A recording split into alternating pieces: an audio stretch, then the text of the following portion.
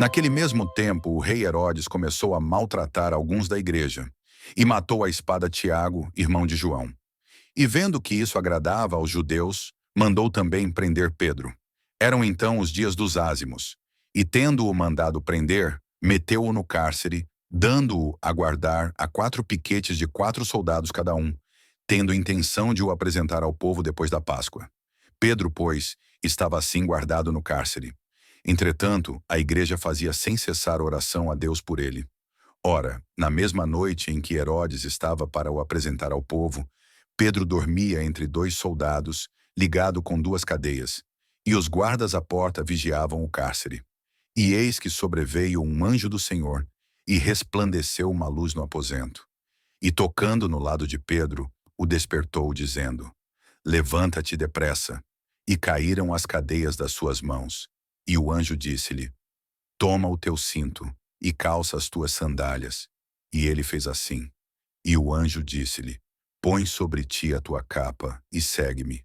E ele, saindo, seguia-o, e não sabia que era realidade o que se fazia por intervenção do anjo, mas julgava ver uma visão. E, depois de passarem a primeira e a segunda guarda, chegaram à porta de ferro que dá para a cidade, a qual se lhes abriu por si mesma. E saindo, passaram uma rua, e imediatamente o anjo afastou-se dele. Então Pedro, voltando a si, disse: Agora sei verdadeiramente que o Senhor mandou o seu anjo e me livrou da mão de Herodes e de tudo o que esperava o povo dos judeus.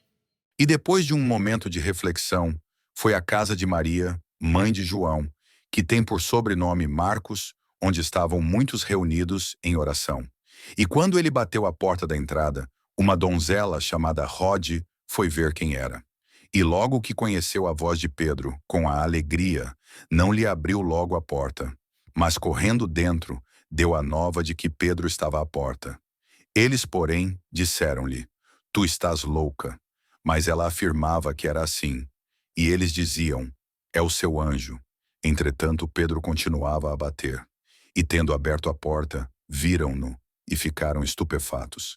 Eles, porém, tendo-lhes feito sinal com a mão para que se calassem, contou-lhes de que modo o Senhor o tinha livrado da prisão, e disse: Fazei saber isto a Tiago e aos irmãos. E tendo saído, foi para outra parte. Ora, quando foi dia, houve não pequena perturbação entre os soldados sobre o que tinha sido feito de Pedro. E Herodes, tendo-o mandado buscar, e não o encontrando, feito inquérito a respeito dos guardas, mandou-os conduzir ao suplício. E, passando da Judéia a Cesareia, aí habitou. Ora, Herodes estava irado contra os de Tiro e de Sidônia. Mas estes, de comum acordo, foram ter com ele e, com o favor de Blasto, camareiro do rei, pediram paz, porque das terras do rei é que o seu país recebia a subsistência. E, no dia marcado, Herodes, vestido de traje real, sentou-se sobre o trono e arengava-lhes. E o povo o aplaudia, dizendo: São vozes de um Deus, e não de um homem. Porém, subitamente o anjo do Senhor o feriu, porque não tinha dado glória a Deus. E, roído de vermes, expirou. Entretanto, a palavra do Senhor crescia e multiplicava-se. E Barnabé e Saulo, tendo concluído o seu ministério, voltaram de Jerusalém, levando consigo João, que tem por sobrenome Marcos.